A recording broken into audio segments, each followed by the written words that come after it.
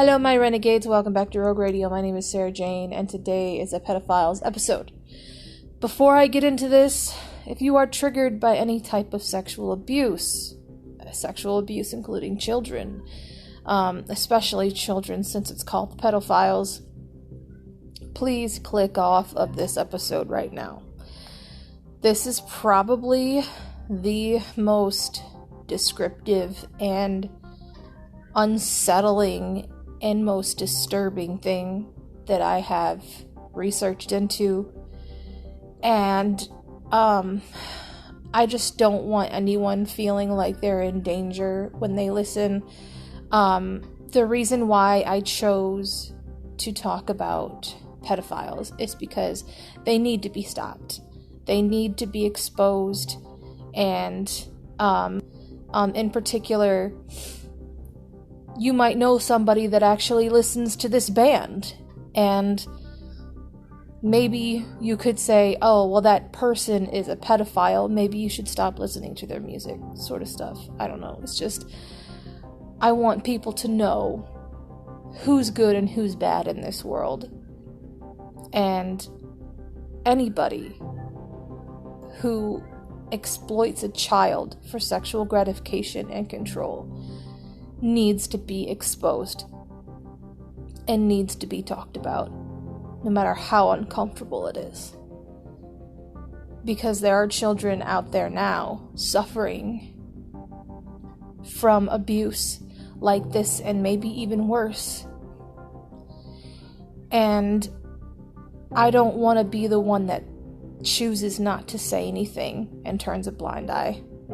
So, if this is not for you, feel free to listen to my other episodes, but I feel like it takes a certain type of person with a certain type of hatred for pedophiles in order to listen to stuff like this, and I guess that's me. Because I just want people to be aware of it, and if I don't talk about it, who will? You know.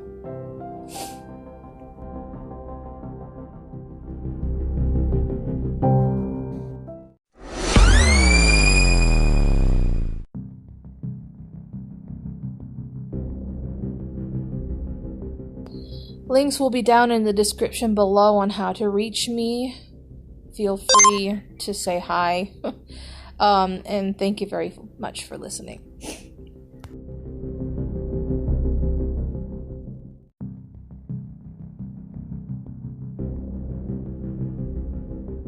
So we are going to be talking about Ian Watkins, the lead singer of Lost Prophets. So,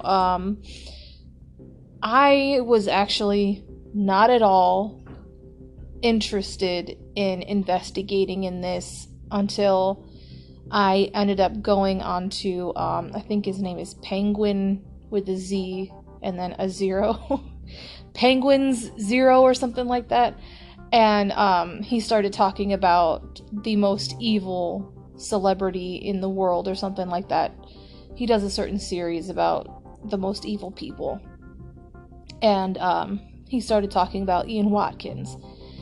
And I was like, okay, so I really need to talk about this guy, because we've talked about Dan Schneider, we've talked about, what's his name? Josh Duggar, and we've talked about Dahvie Vanity. We've talked about many people on the pedophiles. I don't think we have gotten this deep in any of those episodes compared to this one that I'm about to talk about. So, Ian Watkins was the lead singer of the band The Lost Prophets. His early life consisted of an ordinary childhood born into a family that was wholesome and loving. He had a father who passed away early in his life, and his mom met and married John Davis, who took Ian in like his own son. This man was also a pastor or a priest, I think, which, unfortunately, I don't want to accuse the man of doing anything, but abuse has to start somewhere. So, yeah, possibly. He did well in school and was popular, especially with the girls. Ian was obsessed with becoming a rock star, and he and his friends formed a band called Aftermath in 1991. 2 years after they broke up, Fleshbind was formed after that, and the band started to get much more recognition than before, but the lead singer left. The band had many disagreements and fought a lot, and Ian left the band and went to pursue his own dreams. Along with his friend Lee, and they soon formed Lost Prophets, and that became the band that started Ian's downward spiral. They started playing shows all over Wales, and then they were able to play all over the UK and gained recognition. Within 2 years, they had a fan base, and they were signed by Visible Noise record company. 2 weeks after the signing, they released their first album. 4 years after releasing The False Sound of Progress, they released their second album, Start Something, and sold over 400,000 copies that were also massively popular in the US as well. They released the Liberation Transmission in 2005, The Betrayed in 2007, and Weapons in 2011. Their online presence was also huge on MySpace, and MySpace was on the climb, and Ian coined the phrase mega lols, like laugh out loud, I guess, I don't know, which is still used today, and appeared on their merch. Last 3 album cycles, Ian's life turned darker and darker. Anyway, Ian always boasted about being straight edge and having the band be drug-free. They had a very sober lifestyle. They didn't go to parties or drink or anything like that. They wanted to set a good example for, the younger generation that they were, that the band was kind of attracting. So they had 7 years of touring, displaying a completely sober lifestyle. Ian abandoned his values and started using his fame to victimize others while abusing drugs. His bandmates have been quiet about the situation since his conviction. After their second album, he started using drugs, cocaine, and meth. Stuart Richardson, the bassist, explained that the band couldn't stand him when he was using, and he described how Ian would have his own dressing room away from the band. It got to the point where none of us could stand being in the room with him. From day one, he always rubbed me the wrong way a little bit, but I personally thought it was my problem and not his problem. I was like, am I jealous of this guy or something? It wasn't because I thought he was what he was. There was no inkling of that. He was just so fucking arrogant. But at the same time, I thought he was just playing the part.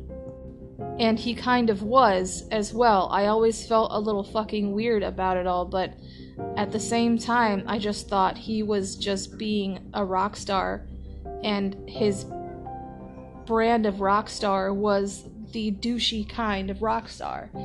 But still, rock stars are douchey sometimes. It's all part of the fucking circus. Maybe in this climate, the douchey kind of rock star wouldn't fucking fly, but it did in 2000, and there you fucking go. It didn't reflect what we thought in 2000. We learn as we go on in society. So before I go on, I just want to say my source does come from not only Penguin Zero, but also Dreading Crime and Psychology.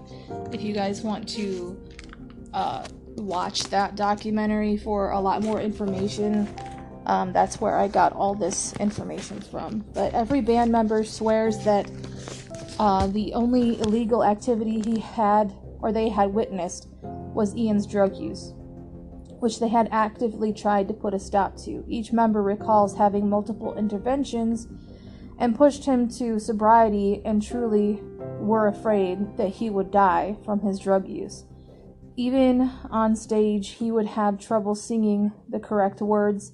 He wouldn't show up at all. An intervention would be done. He would go to rehab and get better, and then he would go right back into using again when they started touring. Yeah, that dude did not want to get better, I feel like. I mean, I would say it is hard when you have an extreme addiction like that. You do fall back. Sometimes you do relapse. But I feel like since everything else I haven't talked about yet, I just feel like he just didn't want to get better. But there was a time when a band member recalled when Ian was clear-headed, no trace of any characteristic of drugs being in his system. They went on Warped Tour and they were crushing it. So then one night he told his bandmates that he was going to hang out with a friend the band all knew. An hour later they see her and she doesn't have any clue of what they were talking about. Ian wasn't hanging out with her at all. He ended up going off with some girl doing a ton of drugs. The band threatened to kick him out multiple times, but never did in fear of the band not having any success without Ian's, voice.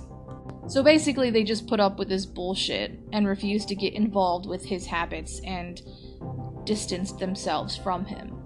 In 2004, Ian started to groom and assault his underage fans, according to his bandmates. They think that it started shortly after he started using drugs. Because they never witnessed anything that he did sexually. He had always had relationships. None of his girlfriends ever looked like they were younger than 18. So I would say that all the years that they've been touring with this guy, they've never really caught him doing anything questionable to a younger girl. I could say that's possible because they've distanced themselves. They don't really want to get to know Ian anymore because of how he turned into this drug addict. So I can understand, it is a possibility. It is a very heavy possibility that they never knew at all what Ian was doing behind closed doors with children. But I also know that it is show business, and sometimes in order to get what you want, you have to stop talking about the things that are disturbing you in order for you to climb up the ladder. So it could have been both ways. Because I will say, addicts or even people who victimize children hide very well. They are able to hide very well, especially if they're very careful with it. It's not unheard of for other people to be very surprised that someone in their life has done something like this and not know. Just because I do feel like abusers are very good at hiding. And that's something that I feel happens a lot more than we expect it to. But I also think it is possible that they knew and they didn't say anything.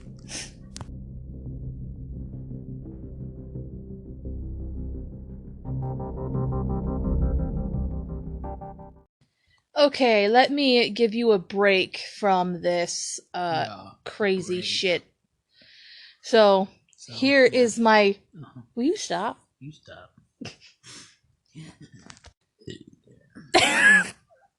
Here is a message from my sponsor. So let's just go to that right now.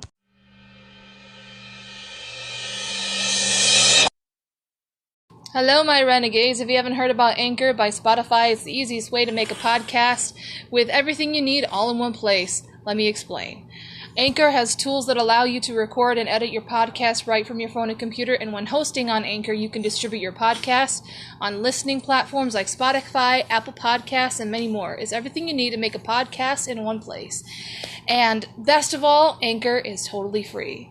Download your Anchor app or go to anchor.fm to get started. It's a lot of fun, so come join us.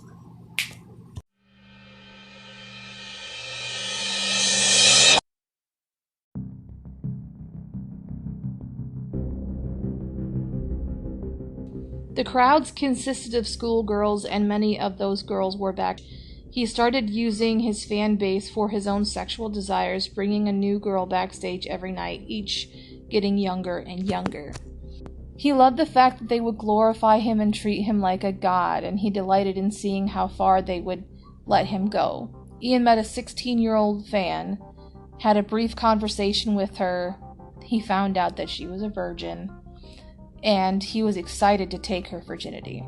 He dressed her in a schoolgirl uniform, recorded the act without her knowledge, asking her if she enjoyed being his underage slut. So, warning, this is disgusting. So, skip if you really don't want to hear it, because he then urinated on her face and told her to drink it. That's awful. The interviewer even noticed his attention to his young fans by how he interacted with them. So when they were interviewed and he interacted with fans, this interviewer in particular kind of thought it was a little odd how he interacted with the young girls. So she also witnessed girls no younger than 13 dressed provocatively in order to gain his attention. The interviewer even recalled a group of girls offering to worship Satan if he so much as asked. So, okay, that sounds to me like witchcraft. Just because I do know that there are spells out there that can make someone, how do I say this? There are spells out there that can make people see others as godlike, like a form of worship or a form of praise. I know there are women out there that actually put their period blood in their husband or boyfriend's food in order for them to be dedicated to them. I don't know what he did in order for them to be so enamored with him to the point where, oh, we'll worship Satan for you. Maybe that was just something that kids said, because back in the day, back in the 2000s, it was funny to make Satan and devil jokes like that, and I don't know. I just find that, to me, something in the spirit is going on as well, not just in the physical form, I feel like. And as I keep going on, you'll understand why I think there's a lot more spiritual things going on other than just sexual things, because the amount of attraction these women had towards him in order to do the things that they did had to have been just touching the edge of the place where it separates physical from spiritual, because you can't be doing this without being demon possessed, I feel like. I went onto fan forums and saw girls saying, "I wish I was younger, you would like me more, and I wish I could give him anything he wanted." They were about 16. The industry knew about it and didn't care. They knew this was an issue and did nothing about it. Ian would brag about the young girls he had slept with, telling escorts he had hired, as well as girlfriends, that he had slept with a 14-year-old on tour, and then claiming it was a joke. So, yeah. The elite in the industry do not care about children. Let's just get that out of the way. The industry ain't gonna do shit about children. If children are being abused and the industry gets knowledge of that, they're gonna be like, "Can I join?" Basically. They don't care about your children. They just want to be able to victimize them as much as they can, to control them and be sexually gratified and a whole lot of other shit that I'm not allowed to talk about. So he forced girlfriends into roleplay where they talked about getting married, having kids, and then killing them? Well, that's lovely. That's just a fun, future together. You just want to kill your kids after you get married. That's so fucking twisted. After he successfully drugged the other party, they would also be continuously videotaped every sexual encounter, including with babies. So some of the forums also said that it's all true about him molesting kids. This poor excuse for a man disgusts me now. I used to know him, and I'm ashamed to say loved him till I found out the truth about him. If more of us came forward, we'd get this pedo where he belongs, away from kids for good. He used to frighten me with his talk about what he wants to do to babies, not just girls, baby boys too. I wish I'd done something when I had the chance. Boys or girls, Ian pays his sluts to let them fuck their kids, even takes pictures and videos of these kids.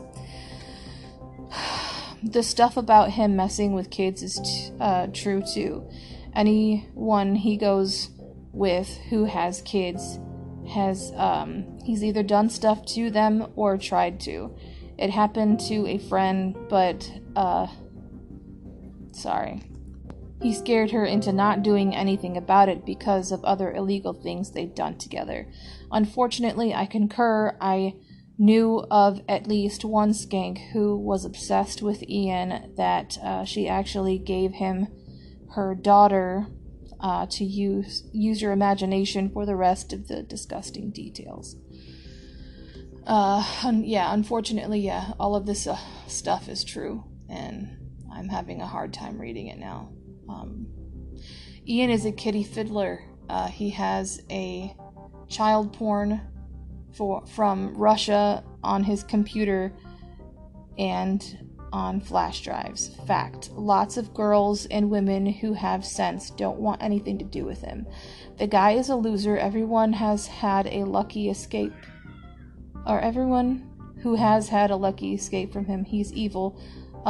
Just nasty, twisted, sick, and evil. Manipulative game player who spreads lies about everyone else to disguise the fact that he is a lying, sick psychopath fuck who needs locking up. All the statements about mothers pimping out their children were true in at least 2 cases. The real number of victims are probably much greater than we expect because, as far as we know, he has victimized multiple people, and some of them probably have not come forward. So I apologize. I know the first half, you could probably hear children in the background playing. There's kids outside. It's a nice day, or a nice fall day, so I can understand why they're outside, but I just don't feel it right to record this while you guys hear kids in the background. That's just disturbing, so I'm gonna change rooms real quick. Hopefully this is soundproof enough. So now we're going to be talking about Joanne, who was his on-again, off-again sex worker girlfriend. She was a sex worker at the time. And she said that the number of girls who flocked to him she thought was very strange, and also thought it was a bit normal for the music scene that he was in. She was used to backstage situations, but nothing prepared her for this. She never saw anything that she deemed inappropriate either. So they were on and off again dating from 2006 to 2008. She broke up with him after he confessed that he had sex with multiple underage girls. She was horrified and went to the police that same night, but they wrote her off as a jealous fan or a petty ex. So in this situation with the police and Joanne, this went on for a span of 4 years before they were able to do anything about Ian. So the investigation was shut that same night. There was no action taken, nothing at all.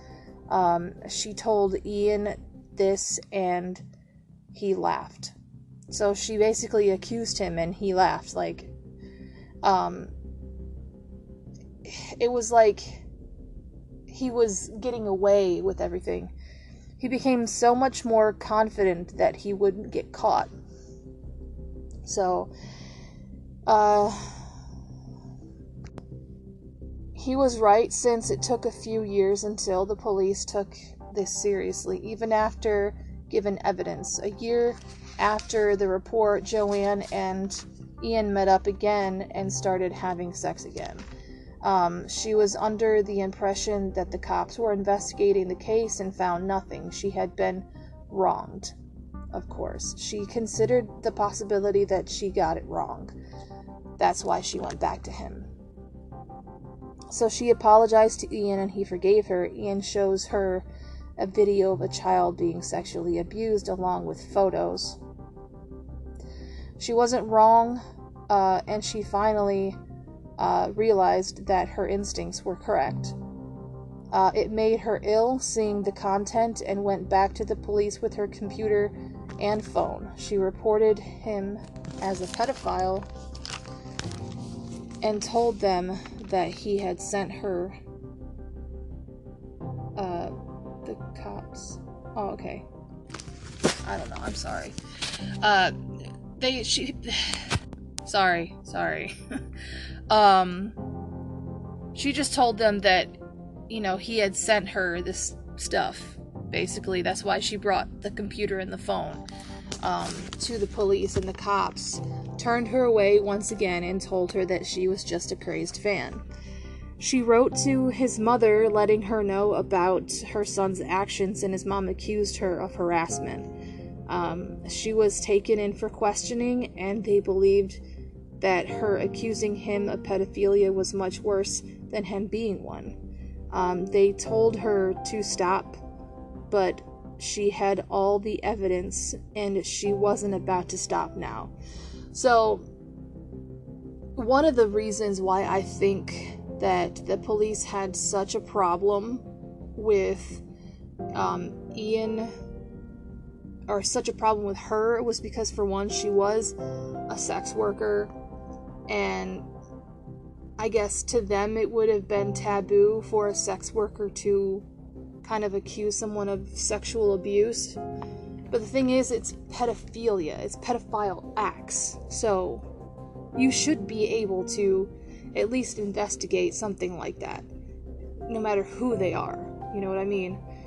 I don't condone that she was a sex worker. Apparently she's a former sex worker now, she doesn't do it anymore, but the fact is that, she had evidence. You should have at least looked at that. Another, I believe, is because I believe that the police force can be involved in sex trafficking as well, or sexual acts towards minors or children, because I feel like any type of position of authority, whether it be a priest, a pastor, a policeman, a celebrity, an elite politician, I believe that that sense of control can overtake someone in order to do evil things, and that's where I feel that everyone should be accused, or not accused, but everyone should be charged for the acts that they do, no matter who they are, and they should be punished with the fullest extent of the law because of this. But he loved the fact that he could make his fans do what he wanted, and even have them give him their children to victimize. Yeah, you heard that right. She ended up doing the work the police failed to do. She went back to Ian, and this time when he showed her the content, she acted interested, basically. She acted this way to gain his trust and to gather more evidence, and he continued to send her more pornographic images of children, and she archived it and sent it to the Association of the chief of police officers, explaining everything to them. Now, you'd expect that the chief of police would do something, but no.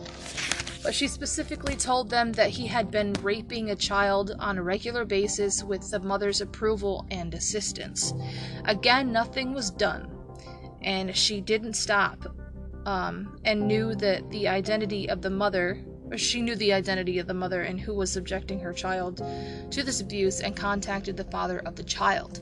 So, she once again contacted the South Wales police, this time regarding the Skype call she had with Ian, where he proclaims his liking to victimizing children. She was brushed off again. 6 months later, his home was raided, and they took every electronic and drug and any type of paraphernalia from his home. The police had to bring in a certain division in order to crack the password on his laptop, which was I fuck kids with a Z. Like, this guy was proud of his fucking self. Like, who the fuck does that? There were thousands of images that were found, including minors, babies, and animals. The mothers who were involved in the assault of their own children were also charged and for taking part in the assault and rape. They willingly took part in videos as well. Even after all the charges, he maintained his innocence, even his mother proclaiming that his innocence, she basically just proclaimed his innocence and said that he will have his day in court. Ian immediately pled guilty, admitting to what he had done when he actually went to court. So, this here is the sentencing report in court. This is some things that the judge has said before he ruled this guy to be in jail for 35 years. There was porn found on your computer of children ages 12 to 14 years and 90 indecent photos of children 2 to 14 years. 32 false images of extreme pornography, 22 images of bestiality, including vaginal and oral sex with dogs. Yeah, okay. Trigger warning. Okay. This is going to get much more worse. Okay, so suspect B and A, that's what we're gonna call them. These are the two mothers that ended up basically just letting their children be exploited by Ian. One had a son, one had a daughter, so suspect B had a son, so we are going to be talking about her real quick. So, the judge does address her as P, I think, or they do have, like, the real names, but in the report, they were redacted for their safety and stuff like that, but we're going to call them suspect B and A, just for my reference. So, you were 19 when you had communications between you and Watkins. March and April 2012 are disturbing. The fact that you were manipulated by Watkins may be obvious, but you were a mother. Your infant was only 10 months old. A mother naturally loves, protects, shields, and nurtures and cherishes their infant. Your infant would have trusted you implicitly, and you have betrayed that trust. Detailed discussions about acts you both were going to inflict on your infant. You told the police that you met Watkins at the Copthorne Hotel in Cardiff, March 21st. Watkins messaged you saying, "Come down this weekend and we can fuck him up again." This is what he's saying towards the enthusiasm that he has towards her son. He wants to fuck him up again. "Tell me if you want to get your dick in our boy," she replied. Referring to getting your boy high on ice or methamphetamines. This is what led you up to the session in the K West Hotel in London. There is a video of this. The 2nd and 3rd of April, presented your baby to him so he could try and rape him. you can be heard encouraging him to do it. The enjoyment on your face that can be seen of what you are doing is both sickening and incomprehensible. 24th of May, you messaged, the boy is ready to be abused. You know exactly what the fuck you're doing, which makes me so much more angry. I mean, the fact that you were manipulated, I don't think you were manipulated. A manipulated person wouldn't fucking say, this boy is ready to be abused. No, you were doing this willingly just to be fucking liked. The 2nd of August, he says, to be honest, I think we have gone easy on him so far. Time to teach him to make him learn to love it. That's fucking disgusting. 9th of November sends a picture of, you know what, I'm not even gonna mention it just because it's terrible. I think I've already said enough, and this act that this mother does to her own son, I don't even want to mention, because I don't know how old this child is now, but I really don't want to embarrass him of what his mother actually did to him, because that is the most sickening thing. Like, how the fuck do you enjoy something like that? Now we're going to be moving on to suspect A, who had a daughter. So she was 24 years old, and communications with Watkins started at August 2012. It is not long that those messages turned to child sexual abuse. Talking about moving in together, Ian saying, if you belong to me, so does your baby. Who the fuck says that? Who the fuck says that? And she responds, understandable, a mother-daughter slave worshipping you. See, this is where I think witchcraft comes in, because who the fuck is so enamored to the point where they want to say, I want to sexually worship you? Like, that's witchcraft to me. So Ian, that's all she will know, a life of filth. B, the good thing about babies is put something near their mouth and they will start sucking it. They continue talking about her and her daughter sharing sexual acts with Ian, and just no. They also talked about forcing their daughter to have acts with animals as well. This child was your own flesh and blood. Ian referred to the little girl as my little fuck toy. I cannot begin to explain how much hatred and how confused I fucking am right now. To actually have, I know that there are evil people like this and they exist. I know. But the fact that I'm reading it out loud makes it even worse. It just makes it real. Like, this actually fucking happened to somebody. And it took fucking 4 years since Joanne actually had proof for the police to do something about it. That's evil. Ian also said that he couldn't wait to get the mother and daughter to use crack cocaine, whoring her out to fat old men who would pay thousands.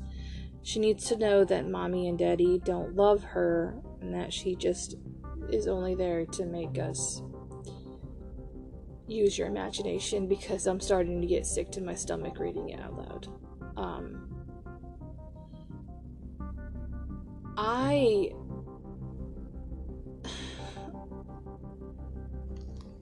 I'm usually the person that has no filter. I'm usually the person that is able to say it without having any type of shame.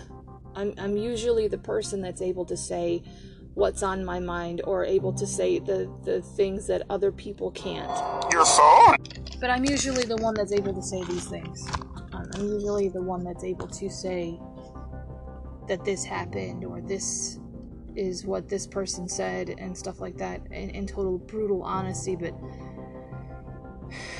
I'm having difficulty now, and I hate it. They also talk about torturing her for fun. Like, who the fuck does that?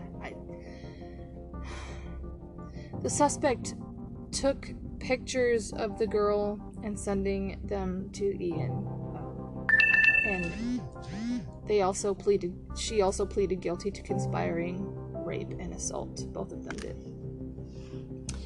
You lied and you said you never met up with him, and you now say that you did, but you left your baby with someone else. But both of you intended on raping the child. Both of you agreed that should take place.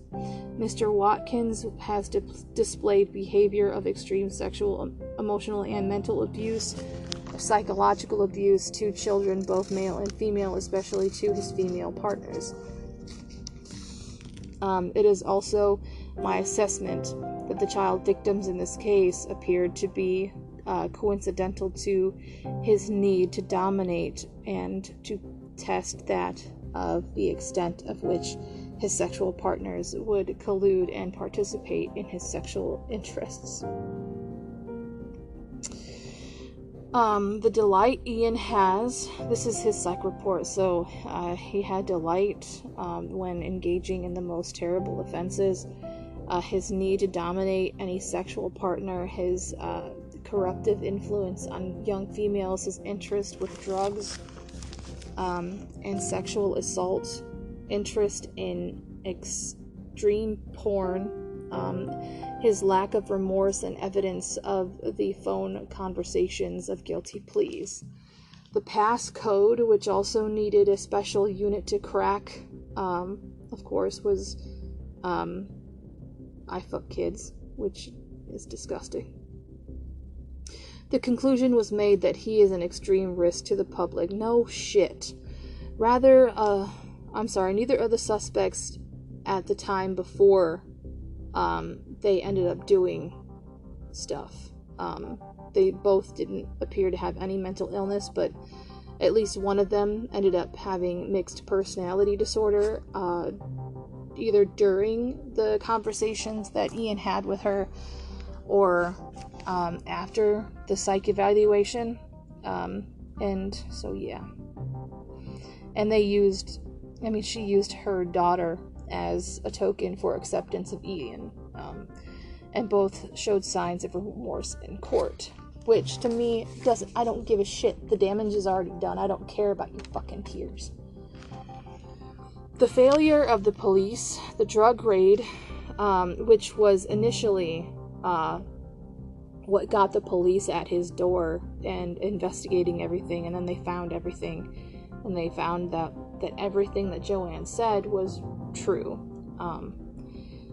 But they found the porn. It took 4 years, and they wasted 4 years, and the police didn't respond. Ian was sentenced to 29 years in jail, but I also heard that he had 35 years in jail. The police turned a deaf ear to his accusations and to the accusations towards him, and didn't think that Joanne was a credible witness because she was a sex worker. 6 people also came forward who were deemed not credible witnesses. No arrests, no questioning from Ian or to Ian. No one actually investigated this. The police apologized for not reacting fast enough, and one policeman was charged and was put into disciplinary action. 3 South Wales officers retired before they could even go under disciplinary action. So, that is the podcast today. I don't really know what else to say. The fact that, give me a minute, let me get out of here. fact that someone was that evil to the point where they would subject children to that, I think is the most extreme case I've actually researched, and it kind of made me sick to my stomach to even read about it. It's one thing to research it all, but it's one thing to actually kind of like give it out to you guys. It's actually painful. So with that, thank you for listening, and I will see you in the trenches next time.